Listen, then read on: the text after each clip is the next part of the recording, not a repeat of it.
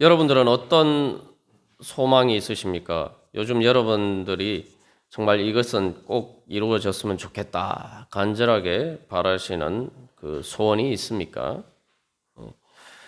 근데 누가 여러분들에게 내가 반드시 그 약속을 이루어 주겠다, 그 소원을 이루어 주겠다, 이렇게 약속한다면은 정말 큰 힘이 되겠죠. 예를 들어서 생각해 보면은 학생들이 공부를 하는데 선생님이 야, 너가 내가 이렇게 시키는 대로만 잘 따라오면은 내가 반드시 네가 원하는 성적을 거둘 수 있게 해주겠다. 내가 100% 보장한다. 약속한다. 이렇게 이야기하면은 정말 신바람 나는 일이 아니겠습니까? 또 사업을 하는데 가게만 열어라. 회사만 차려라. 내가 다 이 물건을 납품해 주겠다. 또 이렇게 이야기를 하고 또 약속을 한다면은 또 그 사람이 그럴 만한 능력이 있다면은 또 우리에게 정말 큰 힘이 되겠죠. 정말 기쁜 일이겠죠. 그리고 또 몸이 아픈데 병원에서 의사가 제가 처방해 주는 약 잘 드시고 또 저에게 와서 이렇게 진료를 받으시면은 제가 보장하는데 100% 확실하게 병이 깨끗이 낫고 더 건강하게 될 것입니다. 제가 반드시 약속합니다. 만약 이런 이야기를 들으면은 우리가 정말 힘들고 어려운 가운데에서도 기쁘겠죠. 예. 그런데 우리의 현실에서 사실 우리에게 그런 약속을 해주는 사람이 없습니다. 또 현실에서 또 그렇게 이루어질 수 있는 지킬 수 있는 약속도 쉽지 않습니다. 그래서 우리가 병원에 가도 또 뭐 우리가 수술을 받거나 치료할 때도 부작용이 이런 부작용이 있습니다. 막 뭐 그래서 특별히 수술 같은 거 받기 전에 보면은 이제 그 부작용에 대해서 이렇게 생길 수 있는 위험성에 대해서 막 이제 의사 선생님이 설명해 주잖아요. 그게 왜 그렇습니까? 100% 확실하지 않기 때문에. 대부분은 별 문제 없습니다만 하다못해 우리가 뭐 그 약국에서 사 먹는 약이나 모든 것에서 보면은 설명서 보면은 부작용에 대한 그 설명이 자세하게 나와 있습니다. 그래서 만일의 경우를 대비해서 그런 식으로 부작용을 설명하고 또 그렇게 이야기를 합니다. 그래서 이 소망을 가지지 못하고 우리가 또 절망하게 되는 많은 이유, 또 소망 없이 살아가는 이유가 현실이 그렇기 때문이죠. 그런데 만약에 우리가 소망하고 또 누군가 나에게 약속을 해주고 그 약속이 실현될 수 있다. 그러면 그것이야말로 정말 우리에게 큰 기쁨의 복음이 되겠죠. 그런데 예수님께서 주시는 약속이 바로 그런 것입니다. 예수님께서 하나님 아버지께서 약속하신 것, 바로 성령을 보내주시겠다. 그 성령의 능력으로 너희들이 옷 입혀질 것이다. 라고 약속하십니다. 이 예수님의 약속은 100% 확실하게 이루어지는 약속입니다. 우리가 그것을 어떻게 알 수 있습니까? 거기에 대해서 예수님이 증거를 보여주셨죠. 예수님이 부활하시고 승천하시는 것을 통해서 엠마오로 가는 두 제자가 그들의 소망이 예수님을 향한 소망이 있었는데 그 소망이 이제 다 끝나버렸다. 그 소망이 이루어지지 않는다라고 절망했을 때에 부활하신 예수님이 그들을 만나 주심으로 그들의 소망이 사라진 것이 아니라 그들의 소망이 이루어짐을 분명한 증거로 보여주셨죠. 그래서 예수님의 약속은 우리가 삶의 현실에서 그 약속이 이루어지지 않는 것처럼 보이고 때로 십자가의 죽음처럼 이제는 더 이상 소망할 수 없는 완전한 절망인 것처럼 보여도 예수님의 부활처럼 주님께서는 반드시 그 약속의 소망을 이루어 주시고 또 그 약속을 이루실 수 있다는 능력을 보여주신 것이 예수님의 부활입니다. 그리고 예수님의 승천은 바로 또한 그 성령님을 통해서 우리 가운데 그 약속이 이루어져 갈 수 있도록 모든 것들을 다스리시고 주관하시고 인도해 주시겠다는 약속입니다. 그렇기 때문에 제자들에게 예수님이 너희는 이 모든 일의 증인이라 말씀하셨는데 어떤 증인이냐? 바로 성령의 약속이 이루어지는 것을 확실하다는 증거를 가진 증인이 되는 거죠. 예수님의 약속 중에서 우리가 한 가지 기억해야 할 것은 그 예수님의 약속, 이 모든 일이라고 얘기하시는데 그 모든 일에는 궁극적으로 그들이 성령을 받아야지만 그 모든 예수님의 약속이 이루어지는 겁니다. 예수님이 누가복음 24장에서 말씀하시되 모세와 율법과 선지자의 글과 시편에 나를 가리켜 기록된 모든 것이라고 말씀하셨는데 이 모세의 율법과 선지자의 글과 시편은 구약을 가리키는 말입니다. 구약 성경에 예수님을 가리켜 기록된 모든 것이 이루어져야 하리라. 이 말의 의미를 우리가 제대로 이해를 해야 됩니다. 그것은 무엇이냐면은 이 예수님에 그 대한 얘기가 예수님이 이렇게 나사렛 예수로서 사셨지만 그러나 그 모든 일들을 통해서 수많은 병자를 고치시고 그 공생의 사역을 통해서 마지막으로 십자가의 죽음을 통해서 또 부활을 통해서 모든 죄와 사망의 권세 우리들을 구원하셨다.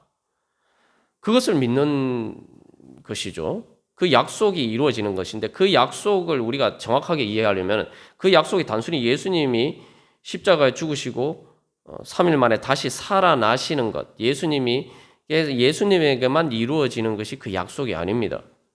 그 약속은 예수님이 부활하시고 승천하신 것처럼 그 예수님의 보혈의 능력을 통해서 그 부활과 승천의 능력을 우리에게 임해서 우리가 그 예수님의 구원의 실체를 경험하게 될 것이다. 즉 예수님을 통해서 하나님께서 우리를 구원하시겠다고 약속하신 약속이 이루어질 것이다. 그걸 믿는 것이 바로 예수님에 대한 약속이 이루어짐을 믿는 거예요. 우리의 믿음에 예수님이 이렇게 되셨다 이것만 가지고 되지 않고 우리가 사도신경에 고백하는 것처럼 성부 하나님, 성자 예수님, 성령 하나님에 대해서 우리가 신앙 고백을 하는데 그 신앙 고백을 통해서 바로 사도신경에서 마지막에 우리가 뭐라고 고백합니까? 우리가 몸이 다시 사는 것과 영원히 사는 것을 믿습니다. 그래서 성령님께서 교회 가운데 역사하셔서 바로 우리가 몸의 부활과 영원한 하나님 나라에서 영생하도록 성령님을 통해서 그 약속을 이루어 주실 것이다. 그것까지 믿어야지 바로 예수님을 믿는 겁니다. 예. 그래서 우리가 믿는 하나님은 바로 우리를 향한 소망을 가지시고 약속하시고 그리고 그 약속을 현실로 이루어 주시는 분이 바로 우리가 믿는 하나님이에요. 그러니까 우리가 하나님을 믿는다라고 할 때 바로 그걸 믿어야 돼요.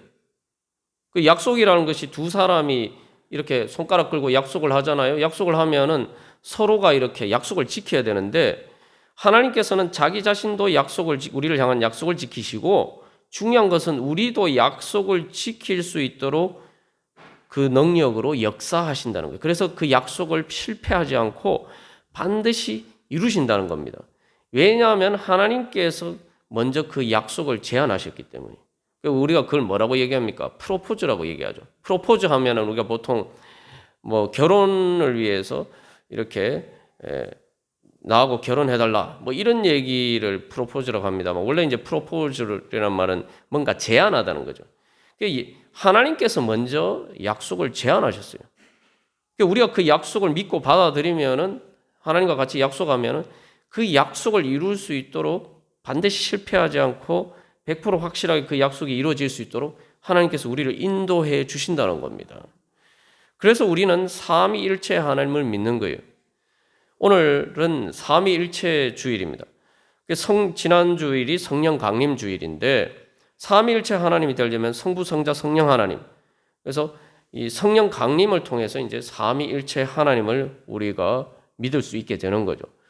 삼위일체 하나님의 여러 가지 의미가 있습니다만 우리가 받는 하나님의 은혜와 관련해서 살펴보면은 성부 하나님께서는 예수님을 우리에게 보내주셨어요.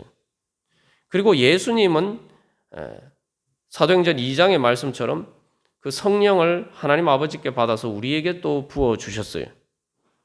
그래서 이 두 가지를 통해서 나타난 하나님은 어떤 하나님입니까? 성부 하나님은 예수님을 우리에게 주시고 예수님은 성령님을 우리에게 주시고 그러니까 결국 우리에게 주시는 하나님, 삼위일체 하나님이 우리에게 가진 의미는 우리에게 주시는 하나님.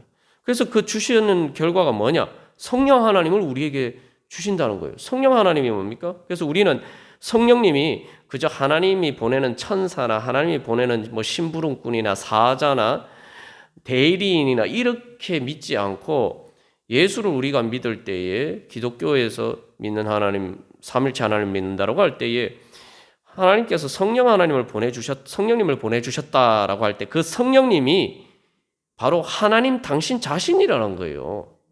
예수님을 통해서 주셨다는 건 뭡니까?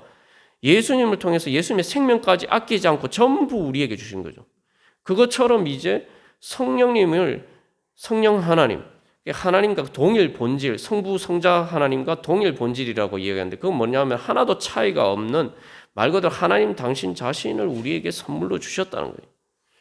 그래서 성령 하나님을 선물이라고도 이야기합니다. 선물. 그러니까 결국 삼위일체 하나님은 뭡니까? 성부 성자 성령 하나님을 믿는다고 할 때 그것은 바로 우리에게 자기 자신을 선물로 주시는 하나님을 믿는 거예요. 말 그대로 이걸 다른 말로 표현하면 은혜의 하나님을 믿는 거예요. 그러니까 복음이죠. 예수 그리스도를 믿는 기독교 복음이 왜 복음이냐? 우리가 믿는 하나님은 삼위일체 하나님인데 그분은 성부 성자 성령 하나님께서 한 마음으로 우리에게 자기 자신을 선물로 주시기를, 자기 자신의 전부를 선물로 주시기를 기뻐하시는 하나님이에요. 이거보다 더 큰 복음이 어디 있습니까? 그죠? 세상에 누가 높은 사람이 나에게 뭔가 뭐 자리를 주겠다, 뭐 돈을 주겠다, 뭐 이렇게 하면은 그것도 정말 큰 기쁜 일 아닙니까? 뭐 인생 살아가면서 그런 일이 현실에 일어나는 일은 거의 없죠. 그런데 가장 높으신 하나님께서 자기 자신의 전부를 우리에게 선물로 주시겠다. 이건 정말 그래서 제자 기뻐할 수밖에 없는 거예요. 그래서 제자들이 그 예수님의 그 말씀을 듣고 성령을 약속하셨다는 것을 그 성령의 약속을 받고 그들이 큰 기쁨으로 여기서 큰 기쁨이라는 크다라는 말이 뭐 영화관에 뭐 메가박스 이런 말 쓰잖아요. 메가 또 메가시티 뭐 이런 말 쓰는데 그 메가라는 말이 여기 누가복음에 큰 기쁨이랄 때 큰이라는 말에서 나왔어요. 헬라어 원어가. 이게 그냥 큰 정도가 아니에요. 그냥 빅 정도가 아니에요. 영어로 하면 빅 정도가 아니고 아니면 메가. 완전히 정말 엄청나게 큰 그러한 기쁨으로 그들이 하나님을 늘 찬송할 수밖에 없었던 겁니다. 왜냐하면 그들이 그런 은혜를 받았기 때문에. 그래서 삼위일체 하나님은 그 은혜를 우리에게 주시는 분인데 여기서 또 한 가지 우리가 기억해야 할 것은 또 이것은 더 큰 복음이 되는 것은 하나님은 이 은혜가 우리에게 실체로 나타날 수 있도록 역사하시는 분이란 말이죠. 살아계신 하나님이라고 믿을 때 중요한 것은 하나님이 실체로 나에게 역사하시는 분이라는 거예요. 그래서 우리가 보통 이 삼위일체 하나님을 이해를 할 때에 흔히 이제 많이 드는 비유가 성부 하나님은 태양, 성자 예수님은 그 태양빛, 성령 하나님은 그 태양빛을 통해서 발생하는 열과 에너지, 우리가 이렇게 비유할 때가 많습니다. 이게 어디까지나 비유예요. 똑같은 건 아닙니다. 그러나 그게 이제 하나님이 모든 자연을 만드셨으니까 그게 약간 이렇게 우리가 추측해서 이제 정확하게는 알 수가 없지만 이해할 수가 있는 거죠. 그래서 이 보면은 이 태양을 우리가 어떻게 볼 수가 있습니까? 태양은 못 봅니다. 여러분 낮에 태양 보다가는 큰일 나죠. 눈이 멀죠. 태양은 못 봅니다. 근데 태양을 볼 수 있는 것은 태양빛을 인지할 수 있는 것은 그 태양빛을 통해서 우리가 환해지면은 알죠. 바로 그 빛이 예수님이에요. 우리가 그 하나님을 보지 못하지만 예수님을 통해서 이제 하나님을 보는 겁니다. 근데 단순히 그리고 빛은 또 우리가 어떻게 느낍니까? 눈을 통해서도 느끼지만 빛을 우리가 체감하는 건 열을 통해서죠. 태양빛이 비치면은 따뜻해지죠. 빛을 알아보게 되는 것은 바로 열을 느끼는 것을 통해서 알아보게 됩니다. 엠마오로 가는 두 제자가 부활하신 예수님을 알아보게 되었다. 언제 알아보게 되었습니까? 그들의 마음이 예수님의 말씀을 통해서 그들의 마음이 불타오를 때 예수님을 알아보게 되었다. 태양처럼 우리가 볼 수 없는 그 하나님을 예수님을 통해서 우리가 보게 돼요. 근데 보는 것만 가지고 안 돼요. 엠마오로 가는 두 제자도 부활하신 예수님 봤잖아요. 그들 눈으로 봤는데도 그들 마음에 슬픈 빛이 있었단 말이에요. 예수님 못 알아봤다며. 그러니까 우리가 신앙생활 할 때 한 가지 착각하는 것 중에 하나는 그냥 이렇게 내가 보는 것만 가지고 내가 예수님을 안다, 믿는다 이렇게 착각할 때가 많아요. 예수님을 내가 보고 알고 성경에 대한 지식도 많이 아는데 문제는 내가 그 말씀의 복음의 능력을 성령의 능력을 통해서 성령의 능력으로 내 안에 실제로 체험하지 못하면은 나는 예수님을 알아보지 못하고 있는 거예요. 보는 것과 알아보는 것은 다릅니다. 우리가 알아보는 단계까지 나가야지 정말 예수님을 내가 만난 거예요. 교회에서도 그렇잖아요. 신앙생활 하는데 정말 인격적으로 예수님을 만나야 된다. 이런 얘기를 하냐고. 인격적으로 예수님을 만나면은 신앙생활하는 태도가 바뀌어요. 신앙생활하는 태도가 바뀌는 뿐만 아니라 삶이 바뀝니다. 왜 그렇습니까? 예수님을 그것은 인격적으로 만나는 것, 예수님을 알아보는 것이죠. 저도 어렸을 때부터 교회 다녔습니다만 교회 다녀서 머리로 아는 거하고 예수님에 대해서 다 믿는다고 생각했지만 실제로 그 예수님의 구원의 능력을 체험하는 것은 별개 문제란 말이죠. 우리 안에 어떤 소망을 가지느냐? 내가 주님을 만나야겠습니다. 예수님을 인격적으로 만나야 되겠습니다. 내가 예전에 만났더라도 내가 오늘 내 삶 가운데 다시 만나야겠습니다. 어떤 예수님을 만나느냐? 성령님을 통해서 나와 함께 하시는 예수님의 그 능력을 경험하기를 소망합니다. 그 예수님을 제가 알아보기를 원합니다. 제 삶 가운데 함께 하시면서 역사하시는 예수님을 알아보기를 원합니다. 여러분 그 소망을 가지십시오. 그 소망이 이루어지면은 내 모든 소망이 다 이루어집니다. 제 경험도 많이, 제가 모태신앙으로 말씀드렸는데 모태신앙이었는데 예수님의 구원의 능력을 경험한 건 별개 문제였어요. 근데 예수님의 구원의 능력을 경험했지만 예수님을 정말 내 친구로 만나고 내 사랑으로 만나는 것은 또 별개 문제였어요. 제가 이렇게 저렇게 원하는 게 많이 있었는데 다 안 돼요. 환경적으로 이게 또 그렇고 내 자신을 봐도 그렇고 이게 불가능이구나. 그래서 하나님 앞에서 답답해서 지난주에도 우리가 능력에 대해서는 주님 저는 이렇게 왜 능력이 없고 저는 조건도 이렇고 왜 이런 상황이 있습니까?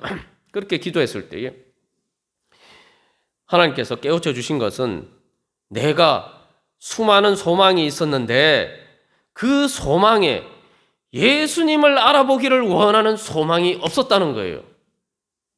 지금 나와 함께 하시는 내 옆에 계신 예수님을 알아보기를 원하는 소망이 거기에 빠져 있었다는 거예요.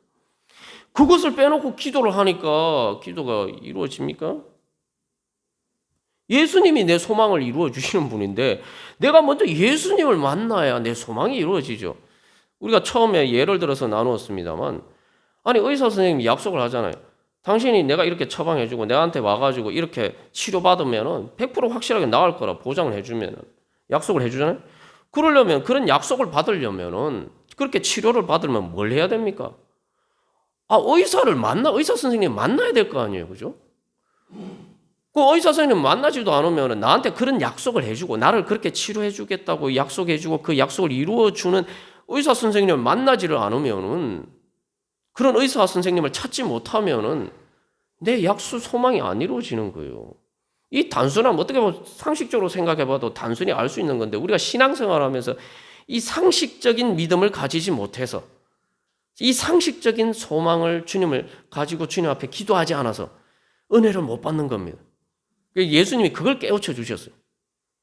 그래서 그것을 깨닫고 나니까 그 깨달음 자체로 벌써 예수님 내가 만난 거예요.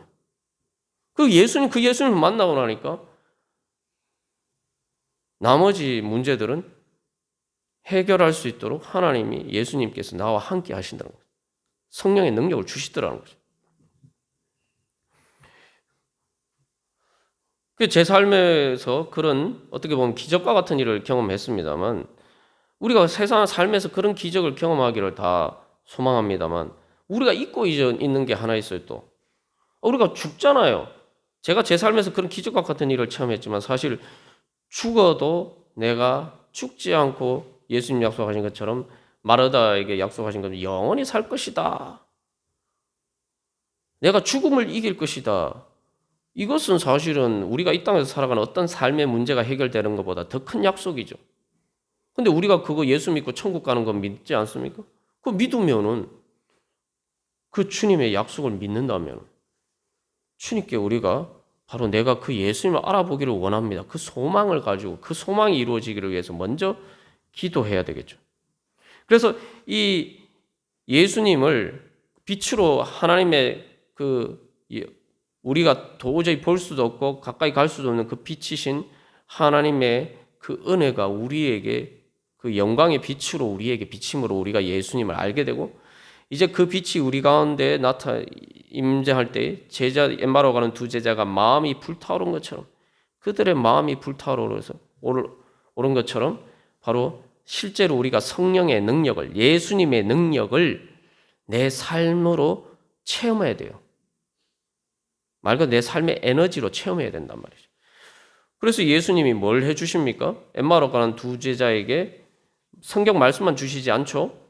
떡을 떼서 먹여주시잖아요. 이게 뭐냐 하면은 예수님을 만나면은 단순히 마음이 불타오르는 것뿐만 아니라 그 다음에 실제로 떡을 먹는다. 이거 우리식으로 하면 떡은 우리가 가끔 먹는 거지만 이걸 뭡니까?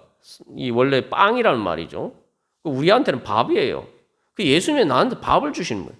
내가 밥이라는 게 뭔가 내 먹고 사는 문제예요. 내 먹고 사는 내 삶의 현실에서 예수님께서 나에게 능력을 주신다는 겁니다. 내가 지금 살아가면서 내가 예수님과 함께 살면서 예수님께서 그 성령의 능력으로 나와 함께 하시면서 내가 그렇게 살 수 있도록 나에게 능력을 주신다는 거예요. 말 그대로 예수님은 밥을 주시는 분이에요. 그 예수님을 우리가 성령의 능력을 통해서 내가 체험을 해야 돼요.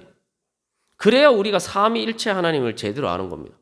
우리가 하나님을 안다고 할 때 하나님 아버지 하면서 하나님 아버지 알아서 그다음에 예수님을 통해서 예수님이 우리에게 어떤 일을 해주셨는지 알아야죠. 그 예수님을 알았으면 그다음에 성령 하나님을 내가 체험하고 성령 하나님을 통해서 예수님의 능력을 나에게 나타나는 예수님의 능력을 체험해야지 우리가 삼위일체 하나님을 제대로 만난 거예요. 예. 그래서 참 하나님을 만나려면은 예수님을 통해서 계시된 하나님을 제대로 알려면은 성령 하나님을 우리가 알아야 돼요. 좀 더 정확하게 하면 성령 하나님을 알아봐야 됩니다. 엠마오로 가는 두 제자가 그들의 가는 길에서 그들과 함께 계신 예수님을 알아본 것처럼 못 알아보다가 알아본 것처럼 우리의 삶에서 우리와 지금 함께 계시는 성령 하나님을 우리가 알아봐야지 삼위일체 하나님을 제대로 아는 것이고 삼위일체 하나님이라는 그 예수님을 통한 기독교 계시의 복음의 계시를 제대로 아는 거예요. 그래서 주님께서는 바로 오늘도 우리에게 그런 은혜를 주시기 위해서 우리를 부르셨습니다. 그런데 여기서 우리가 또 한 가지 또 기억해야 할 것은 예수님이 부활하시고 승천하셔서 하늘과 땅의 모든 권세를 받으셔서 다스리는 분이 되셨다. 이 승천의 의미에 대해서 우리가 그렇게 살펴보았습니다만 여기서 우리가 한 가지 기억해야 할 것은 그러면 예수님이 그러면 부활 승천하시기 전에는 예수님이 안 다스리셨나? 예수님이 이 땅에 오시기 전에는 그러면 예수님이 이 세상을 안 다스리셨나? 여러분 어떻게 생각하세요? 예수님은 원래 하나님의 본체의 형상으로서 말씀으로서 태초부터 천지를 창조하신 분이고 말씀을 통해 천지가 창조되었다고 요한복음 1장에서 이야기하잖아요. 그 예수님은 갑자기 뭐 부활 승천하셔서 안 다스리시다가 다스리시게 된 게 원래 예수님은 천지 창조 때부터 마지막 때까지 지금도 원천하 만물을 다스리시는 만왕의 왕이고 만주의 주님이세요. 근데 왜 예수님이 갑자기 승천하셨나? 마치 왕이 아니셨던 것처럼. 이거 우리한테 가지는 의미가 그렇다는 거예요. 우리가 예수님을 부활 승천하신 예수님을 믿고 그 예수님을 만나지 않으면은 나에게 있어서는 분명히 예수님이 다스리시는데도 불구하고 예수님의 다스리시는 그 통치의 권세와 주권의 능력을 경험하지 못한다는 거예요. 예수님이 안 다스리신 게 아니고 마치 엠마오로 가는 두 제자가 예수님을 못 알아본 것처럼 내가 오늘 이 땅에 살아가면서 뭐 예수님이 어디 계셔? 뭐 예수님 안 믿고도 잘 살아가는 사람들도 많고 예수님이 진짜 이 땅을 다스리시면 이런 일들이 왜 일어나나? 뭐 이런 여러 가지 의문들이 있잖아요. 그죠? 그런 가운데서 중요한 것은 내가 그렇게 못 알아본다고 해서 사람들이 예수님의 주권을 인정하지 않는다고 해서 예수님이 안 다스리는 게 아닙니다. 여러분, 그 죄를 지어서 교도소에 간 사람들이 왜 교도소에 가 있습니까? 대한민국 영토 안에서는 대한민국의 법을 지켜야 돼요. 대한민국의 법을 안 지키니까 교도소에 가는 거 아닙니까? 그 교도소에서 대한민국의 법을 어긴 사람들이 대한민국의 법과 주권을 인정하지 않고 자기 마음대로 한다고 해서 대한민국이 없는 게 아니잖아요. 대한민국의 법이 존재하지 않는 게 아니고 대한민국의 법을 어겼을 때 주권이 행사되는 그 국가 권력이 존재하지 않는 게 아니잖아요. 내가 인정하지 않는다고 해서 존재하지 않는 게 아니란 말이죠. 근데 종종 우리는 그런 착각 속에 살 때가 많아요. 내가 하나님을 인정하지 않고 또 사람들이 하나님을 인정한 예수님의 주권을 인정하지 않는 사람들 속에 살다 보니까 마치 교도소 안에 있는 것처럼 그렇게 살다 보니까 예수님이 안 계신 것처럼 예수님이 계시긴 계시는데 안 다스리시는 것처럼 능력이 없으신 것처럼 자꾸 이런 식으로 착각한단 말이죠.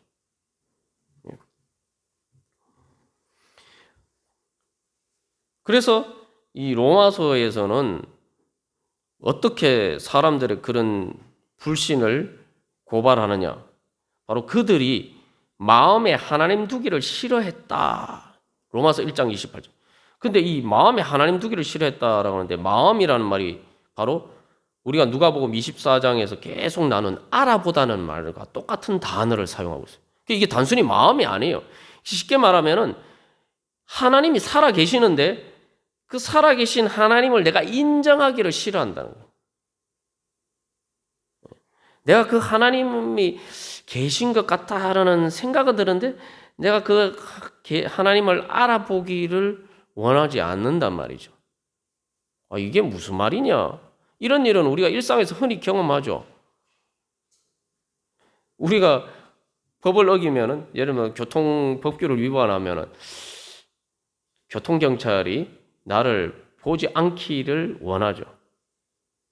CCTV가 내가 지금 과속을 한 것을 안 찍었으면 하는 생각이 들죠. 그거예요. 네. 그 세상에는 뭐 CCTV가 없고 뭐 교통경찰이 옆에서 보지 않으면 모릅니다만 모른다고 법을 어기는 사실이 없는 건 아니죠. 우리가 그런 식으로 그리고 어린아이들도 마찬가지예요. 어린아이들이 이 부모님한테 뭔가 잘못하고 자기 부모님의 말을 거슬려서 자기 마음대로 하고 싶을 때는 어떤 생각합니까? 내가 엄마 아빠가 내 옆에 지금 이걸 안 봤으면 좋겠다 이런 생각하죠. 그게 바로 이 하나님을 알아보기를 싫어한다. 그러니까 그 순간에는 내가 교통법규 위반과 관련해서 예를 들었습니다만 그 순간은 뭐예요?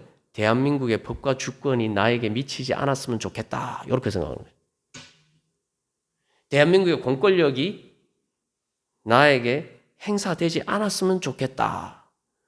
또 어린아이들도 뭔가 엄마 아빠가 내가 잘못했을 때 그것을 제지할 텐데 그러니까 내가 그게 싫으니까 엄마 아빠가 지금 내 옆에 없었으면 좋겠다 이렇게 생각하죠. 그건 뭡니까? 엄마 아빠가 나를 제지할 수 있는 힘이 나에게 안 미쳤으면 좋겠다. 다른 말로 하면 엄마 아빠의 힘이 나에게 안 미쳤으면 좋겠다. 그럴 때는 좋죠. 근데 엄마 아빠의 힘이 계속 안 미치면 어떻게 됩니까? 아이는 죽죠. 3살, 4살 이런 아이들이 엄마 아빠의 힘이 미치지 않는 곳에 있으면은 잠깐은 모르겠는데 때로는 뭐 한두 시간만 있어도 죽을 수 있어요.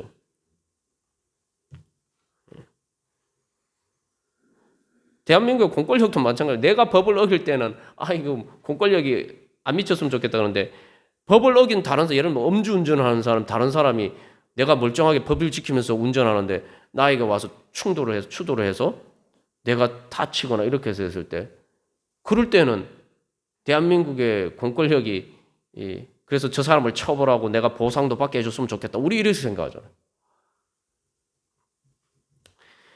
근데 하나님에 대해서도 우리가 그렇게 생각할 때가 많다 이거죠. 내 필요할 때는 하나님의 능력이 나타났으면 좋겠다.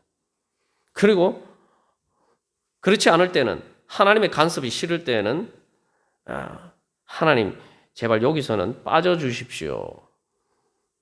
그러니까 하나님의 능력을 경험 못하는 겁니다. 우리가 그렇게 생각하는 만큼. 왜냐하면 세상의 법은 뭐 CCTV나 뭐 사람들이 직접 적발되지 않으면 그 법을 피해갈 수 있을지 몰라요. 우리가 자꾸 하나님의 법과 주권을 그런 식으로 오해할 때가 많습니다. 하나님의 법과 주권은 그런 거예요. 하나님은 전지전능하신 분이고 온 천하 만물 가운데 편재하신 분이에요. 주님의 능력이 미치지 않는 것이 없어요. 제 말을 증명할 수가 있습니다. 예? 여기 이렇게 볼펜을 던지면 이게 떨어지잖아요. 이게 뭡니까? 중력의 법칙 아닙니까? 이 중력의 법칙도 하나님 만드신 법칙이에요. 예. 내 몸이 모든 움직이고 내가 살아 움직이는 이 모든 것도 다 하나님의 법칙이에요. 다 움직이고. 세상의 법칙은 예외가 있을 수 있지만 하나님은 말 그대로 법칙에 예외가 없기 때문에 하나님인 거예요. 그런데 그 하나님에 대해서 그 하나님을 전지전능하시고 온 천하 가운데 편재하시는 하나님을 믿지 않고 어떤 때는 내 필요할 때는 하나님, 내 필요하지 않을 때는 하나님의 힘과 능력이 미치지 않기를 원한다면 그런 하나님은 없단 말이죠. 그런 하나님은 하나님이 아니죠. 그죠? 예. 그러니까 하나님이 아닌 하나님을 믿고 있으니까 살아계신 하나님을 경험하지 못하는 겁니다. 제가 이렇게 쭉 말씀드렸지만 상식적으로 생각하면 다 당연한 거 아닙니까? 근데 우리가 이 상식적으로 신앙생활을 하지 않아요. 이 상식적인 믿음이 없어요. 그러면서 왜 내가 신앙생활 그래도 나 딴에는 한다고 하는데 왜 내가 하나님의 능력을 경험하지 못할까? 왜 하나님 내 기도 안 들어주실까? 네. 뭐 이렇게 생각한단 말이에요. 이스라엘 백성도 마찬가지예요. 오늘 에스겔서에 나타나는 문제가 뭐냐면 하나님이 이스라엘 백성들이 잘못해서 가나안 땅에 살 수가 없단 말이에요. 가나안 땅은 하나님이 택하신 그들을 위해서 주신 거룩한 땅이란 말이에요. 거룩한 백성만이 살 수 있는 땅이에요. 왜냐하면 하나님이 주신 땅이기 때문에. 그렇기 때문에 근데 이스라엘 백성들이 거기에 거룩하지 않게 살았단 말이죠. 그러니까 어떻게 합니까? 그 땅에서 쫓겨난 거죠. 그래서 바벨론 포로가 됐어요. 근데 문제는 그러면은 이스라엘 백성들이 다시 회복이 될 수 있는 방법이 있느냐? 그들이 거룩하지 않아서 쫓겨났는데 거룩하신 하나님의 땅에 어떻게 다시 돌아올 수 있느냐? 이게 문제인 거죠. 그 문제에 대한 해답을 주시는 게 바로 이제 에스겔 오늘 읽은 36장의 말씀입니다. 우리가 이 이스라엘 백성들의 문제도 마찬가지예요. 우리의 문제와 똑같습니다. 이스라엘 백성들의 문제가 뭐냐? 바로 이스라엘 백성들의 문제는 바로 그들이 하나님의 백성으로 이스라엘 가나안 땅에 살면서도 아예 하나님을 섬기지 않은 게 아니에요. 하나님도 섬기고 우상도 섬기고, 내 필요할 때는 그러니까 내가 볼 때는 이스라엘 백성들 자기들이 보고 이 우상을 섬기는 게 더 좋다라고 생각할 때는 우상을 섬기고, 하나님 섬기는 게 좋다고 생각할 때는 하나님을 섬기고, 우리가 흔히 이야기하는 양다리를 걸친 거죠.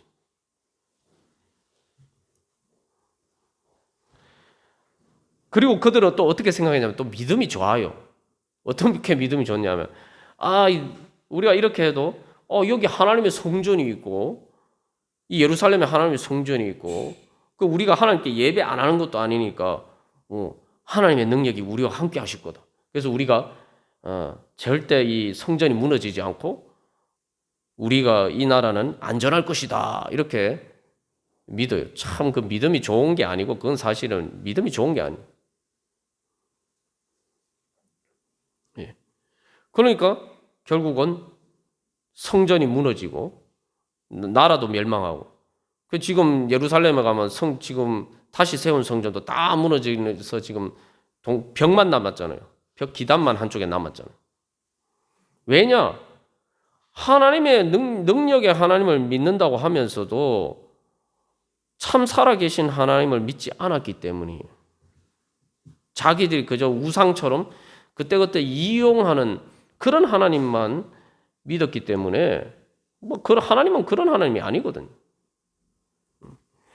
그렇기 때문에 그들이 결국 바벨론이 쳐들어왔을 때 하나님의 능력을 경험하지 못한 거예요. 그러니까 또 이스라엘 백성들이 어떤 식으로 착각하냐 하면은 성전이 무너지고 유다 왕국이 멸망했으면은 자기들의 잘못 때문인지 알아야 되는데 이것도 어떻게 생각하냐면 우리가 믿는 하나님이 그런 하나님이 없나 봐. 아니면 그런 하나님이 저 바벨론이 섬기는 그 신보다 우리가 믿는 여호와 하나님이 힘이 약한가 봐. 이런 식으로 또 착각한단 말이죠. 하여튼 자기 편한 대로 다 생각해요. 우리도 그래요. 내가 하나님의 능력을 경험하지 못하니까 하나님이 안 계신가? 내가 뭔가 문제가 있다고 생각하지 않고 하나님이 뭔가 문제가 있나? 이렇게 생각합니다.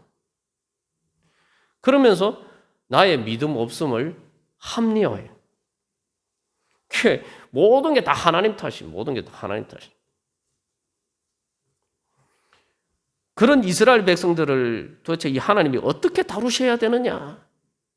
도대체 어떻게 해야 이 이스라엘 백성들을 변화시켜서 정말 하나님의 복음의 능력을 체험하는 그런 거룩한 백성으로 다시 바꿀 수 있느냐? 이게 하나님의 고민이에요. 고민. 하나님이 무슨 고민이 있냐 그러는데 하나님도 고민이 있습니다. 그러니까 예수님이 제자들에게 말하면 내가 심히 너무 고민되어서 죽고 싶도록 힘들다.